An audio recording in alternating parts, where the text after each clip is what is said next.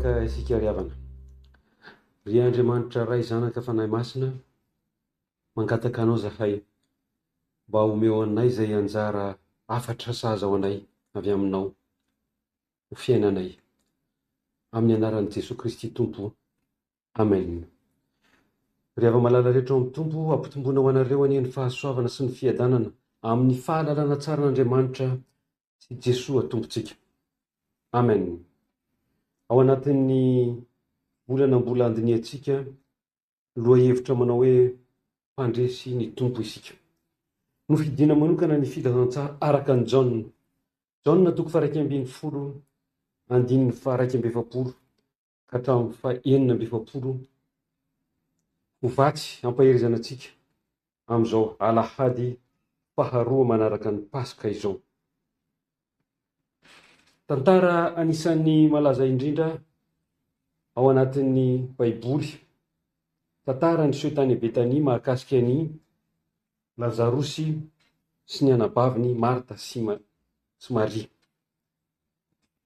Nalaza satria tao anatin'ny vanim-potoana namparary an'i Lazarosy no nisehon'ny fitsapana anisan'ny mafy tamin'ny izy tery mianadahy satria ny andro ny fahafatesany Lazarosy 4 andro teo aoriana ho afaka nitsidika namangy azy ireo Jesosy. Ny fanomboana izany dia tsokevitra voalohany hoentina amintsika ny hoe manakona ny fandresen'i Jesosy ny tsy fahatakarana ny fahamarinan'Andriamanitra. Manakona ny fandresen'i Jesosy ny tsy fahatakarana ny fahamarinan'Andriamanitra. Ho an'i Jesosy ry havana, ny dingana rehetra nolalovana tao anatin'ny tantaran'ny Lazarosy dia ikendrena indrindrindrindra ny anehoana ny voninahitr'Andriamanitra. Tsy fanehoan-kery loatra no tanjony, fa fampanekena latsapaka ny fahalehibiazan'Andriamanitra ho an'izay rehetra manatrika sy nandre ny tantara. Tsaroantsika tsara ny zanaky ny tandapa-voan'ny tazo. Sitrana tamin'ny ora faha-7 ny tenenan'i Jesosy hoe velona ny zanakao, araka ny Jaona toko faha 4:15. Afaka nositraniny avy lavitra i Lazarosy, fa ho fanehoana ny voninahitr'Andriamanitra dia niandry 4 andro taorian'ny fandevenana izy vao nanantona ny Marta sy Maria. Te hanovan'ny fijeriny izay rehetra nanatrika izy raha nivavaka tamin'Andriamanitra ray, mba tsy hanona fotsiny amin'ilay Jesosy olona ny fanerasera tao anaty fiarahamonina no fandraisan'ny maro azy. Amin'ny andininy faha 12 rehefa nanandratra ny masony Jesosy, raha eo misaotra anao aho fa efa niaino ahy ianao, raha izao dia fantatro fa miaino ahy mandrakariva ianao, fa noho ny vahoaka mitsangana manodidina no nilazako izany, mba hinony fa ianao no naniraka. Vavaka mahasadaikatra, mahasaro-piserana ry havana, satria ninona tao ho ren'ny manodidina, mba hinony fa ianao no naniraka. Noho ny fahitana lesoka ara-pinoana sy ny tsy fahalalana, latsaka ambany loatra ny fahafantaran'ny olona ny antondian'i Jesosy tety. Manjavozavo be ihany ho an'ny maro no momban'i Jesosy manoloana n'Andriamanitra ray. Motsy ain'le ty izay mampahiritra ny mason'ilay jambo, ny manao izay tsy hahafaty andra-lela ty. Ao amin'ny andininy faha 7 toy ny mpanao fahagagana mahazisy no heverana azy. Ny tanjony dia nitandrona ny voninahitr'Andriamanitra ao anatin'ny fahagagana faraparany, mialoha ny hatrehan'ny fanenjehana sy famonoana azy. Ny mba hanana ny mpianany sy ny mpiaradia azy finoana lalina hiala amin'ny aizina ho amin'ny fahazava-tsaina mahatakatra ny tena sitrapon'Andriamanitra. Tongotra mbian-dakana ny an'i Jesosy ry havana, satria efa voakidia ny vato. Ny zavatra trangatra eto dia ny tsy fametrahana an'Andriamanitra amin'ny toeram-boninahitra sahaza azy. Variana mijery ilay Jesosy Kristy olombelona tao anaty fiarahamonina ny olona, tsy nahatakatra fa Andriamanitra ny tao ambadiky ny fanoharana sy ny fahagagana rehetra nataon'i Jesosy. Teo amin'ny tany ny tsaroantsika tsara. Letiva tsy ilay zanaky ny mpandrafitra, tsy mariva ny reniny, tsy nahazo nampiseho ery akory izy, afa-tsy fanasitranana vitsy. fa gaga izy noho ny tsy finoany.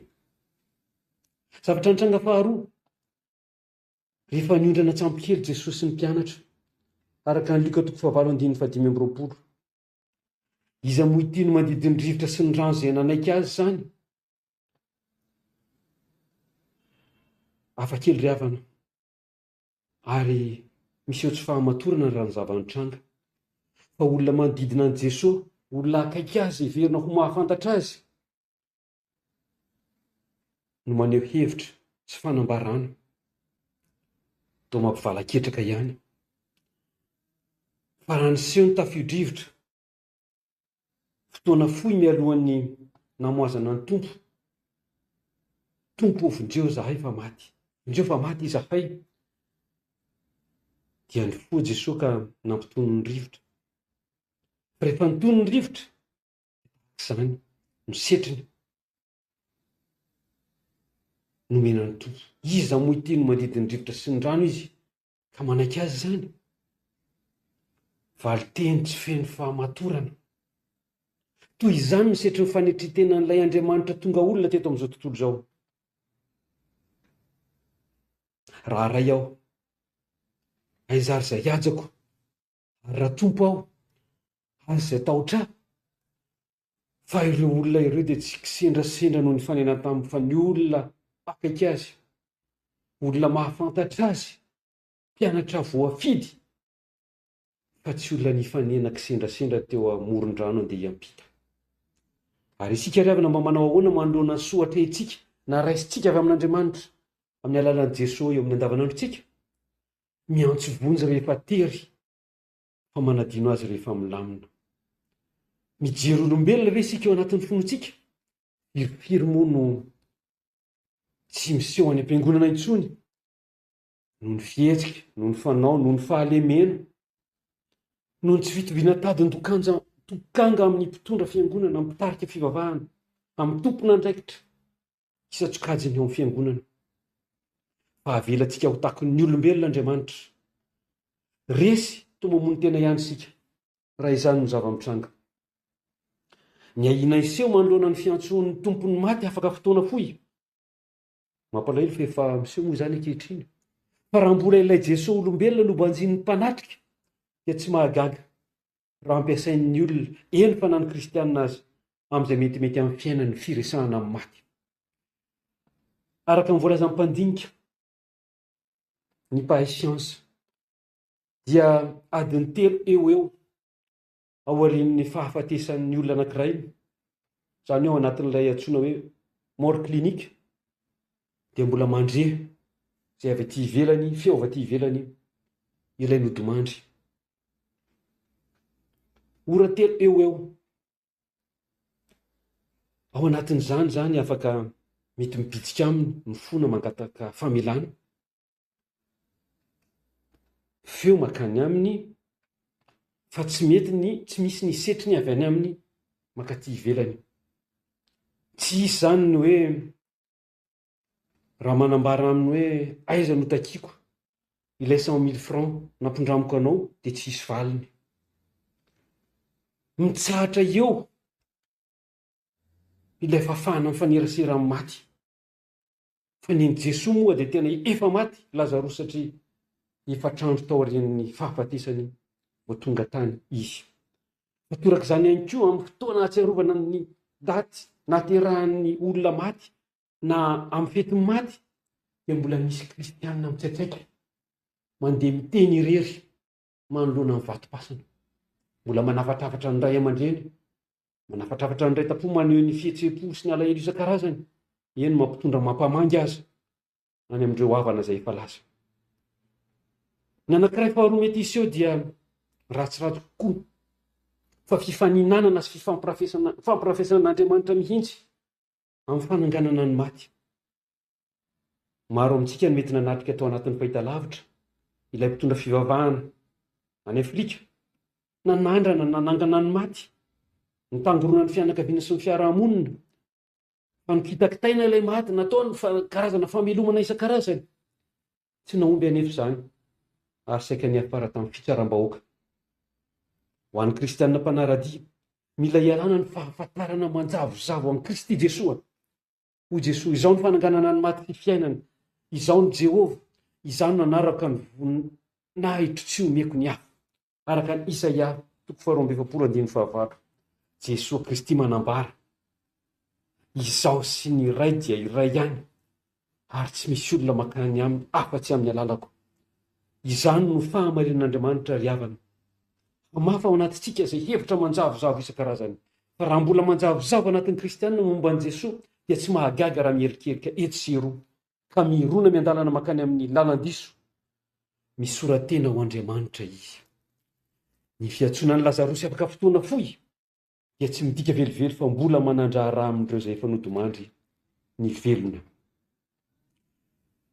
Araka ny Deutéronomia 20:20.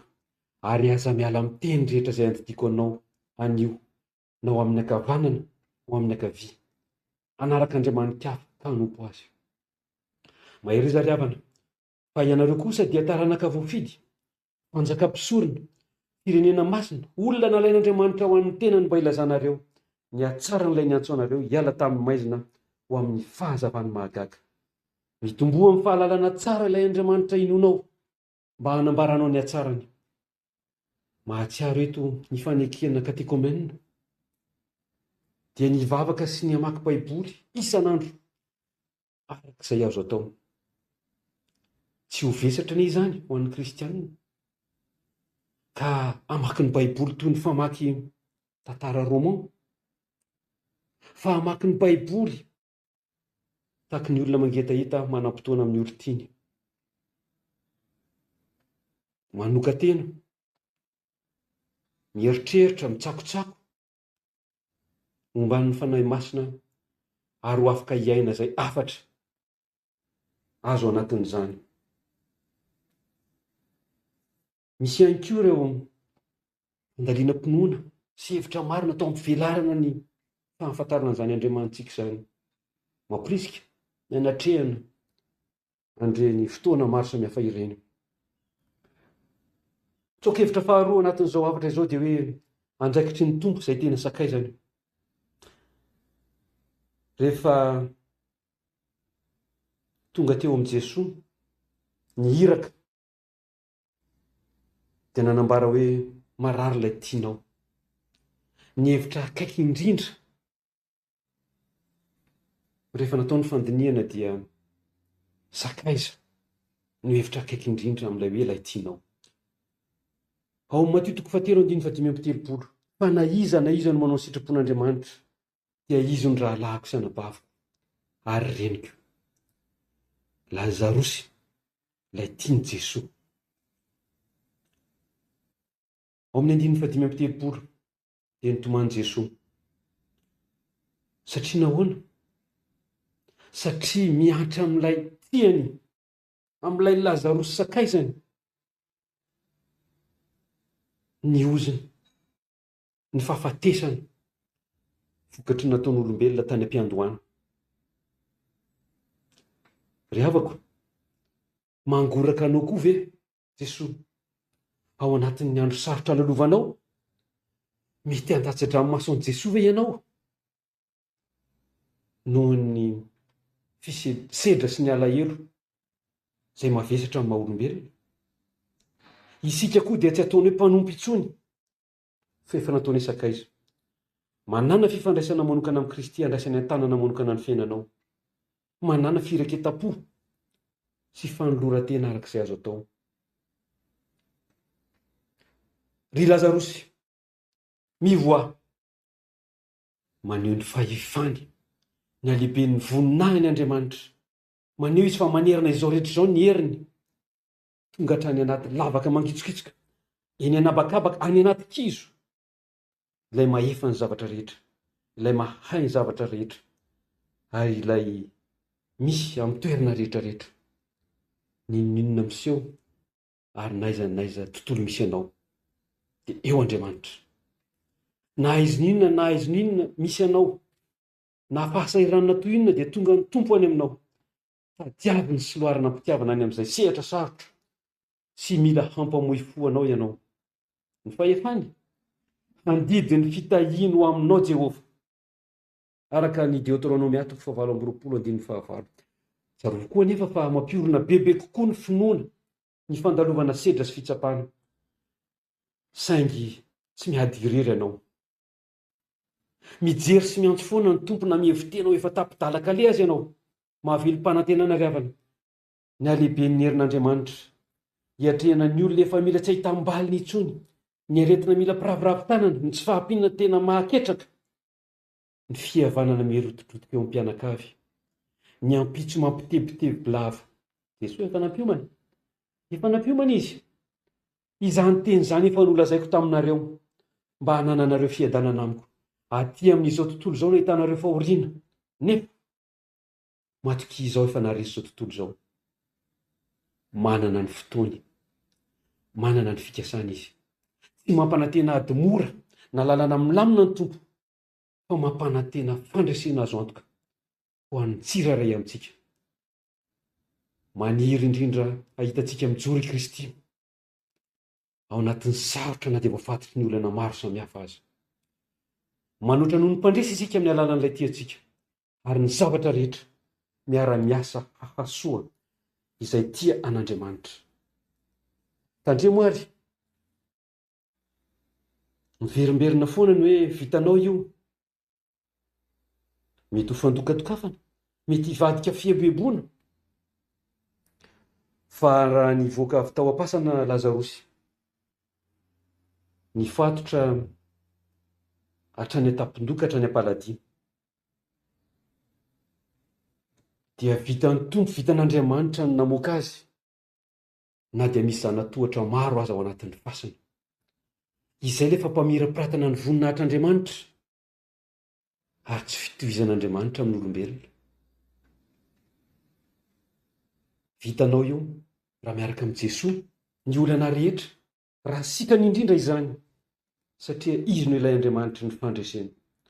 Raha izany ary, mila kristianina matanjaka ara-pinoana i Kristy, miatrika amin'ny fizahan-toetra sy fitsapana maro, mahatoky fa ny fitantanany dia tsy ilay hevitry n'olombelona. Mila mino isika fa ny heriny fa tsy ny anao no mamoaka anao anaty kizo. Tsarovo mandrakariva fa tsy fon'Andriamanitra ianao sakaizany. Atolonanao araka ny Deutéronomia 7:27, ny fandresena fahavalo, ny fitahiana tsy misy fetra, ny fanandratan'i Jehovah anao firenena masina ho azy, araka izay nianany taminao. Raha mitandrina ny didin'i Jehovah Andriamanitra ao ianao ka mandeha amin'ny lalany. Toko-hevitra fahatelo sady farany, tsy mamihina ho azy irery ny fandresen'ny tompo. Tsy mamihina ho azy irery ny fandresen'ny tompo. Mifidy anao mpiara-miasa mahatoky i Jesosy, ty niara-mahomby aminy ianao raha mety aminao. Ahoana hoy izy? Fa hao izy, misy asa hitakiana fiainoana, fankatoavana, fahasaina sy finiavana hirotsaka tsehatra. Mila miala amin'ilay sehatra mahafinaritra, ilay sehatra ilamin-daminana, ilay zone de confort. Mila fahasahiana ry havana, mila finiavana hirotsaka, izany anantona ny maty mifatotra ny an-tampon-dokatra ny am-paladia izany. Baiko mirakitra fahatokiana mpiara-miasa no entin'i Jesosy antsika, satria sitrany indrindra raha ekipa iray miaraka aminy isika, sitrany indrindra raha miara-mandresy aminy isika, ao anatin'ny sany fahagagana ampamira-piratana ny voninahitr'Andriamanitra izany. Afaka nataony tsy nisy fatotra intsony Lazarosy nivoaka avy ao am-pasana, tiany fotsiny ho anisan'ireo mandray anjara mampamirapiratra ny voninahiny ianao. Fampandraisana anjara midika izany fa manome lanja antsika, manome lanja anao Jesosy. Reto mpiandry mpilalao fiandry tsy miakatry ny kianja, mangetaeta ny andeha hilalao eny ambony kianja. Fa rehefa maharitra loatra izay fipetrahana eny amin'ny sisiny izay, dia miamidina ny sandan'ilay mpilalao. Ary raha mandeha ara ny tao-pilalaovana iray na roa ka milalao amin'ny divisiona voalohany ilay ekipa. Ao amin'ny taona faharoa na taona fahatelo dia mety ho avotsitra ilay mpilalao fiandry. Fa tsy divisiona voalohany intsony ny ekipa mety hividy azy. Fa mety ho any amin'ny divisiona ambanimbany fahatelo. Mitandre mariavana, meteza handray anjara. Fa andreo ilay divisiona n'ilay ratsy, ndreo divisiona ny satana hividy antsika. Rehefa tsy mandray anjara isika. Izao nasan'Andriamanitra dia ninonareo izay nirahina, izay mino ahy ny asa ataoko no ataony koa. Eny anao sa lehibe noho izany aza izy. Tsy miasa isika mba ho vonjena, fa miasa isika satria voavonjy. Tsy avy amin'ny asa, fa andao isirearea. Ary mba toy izany koa ny finoana, raha tsy misy asa dia maty mihitsy. Ankoatra ny eo am-piangonana, misy koa olona mijaly, nona, kamboty, marary, ketraka, voageja, reraka ampanahy eny anivon'ny fiarahamonina. Ho mpanarato olona ampiorina ny finoana eo amin'ny Kristy izao sy ianao. Satria efa nahazo maimaim-poana ianareo ka manomeza maimaim-poana. Ny olona afaka no afaka mamafatotra. Ho anio raha ny zanaka no afaka anareo, dia ho afaka tokoa ianareo. Manana vina natateraka ny asan'Andriamanitra Tompo. Vina misy asa nambara tamintsika. Misy olona mijaly, nona, kamboty, sy ny sisa sy ny sisa. Izay foinao, na hery, na tanjaka, na fotoana, na vola, na fitaovana, dia ankasitrahan'ny Tompo. Ianao no mandrindra izany miaraka amin'ny tompony ny asa. Fa fotoana mety indrindra izao, hirotsahana an-tsehatra hamonjena fanahy maro. Ampio ny olona nomana ny mandrakizay. Efa izay rehetra azo atao fa tombono ho antsika ny mbola hifantenany antsika ho mpiazakazaka. Fa Kristy no antony hahavelomako ary ny fahafatesana no azoko tombony. Ho fehin'izay rehetra izay resaka izany Kristy. Matokia azy amin'ny fotoana rehetra, na amin'ny mora na amin'ny sarotra. Ataovy ny asany, fa andraikiny ny sisa rehetra koatr'izay. Finoana eto mandresy izao tontolo izao ny ianao, raha Kristy tokoa no velona ao anatinao. Amen.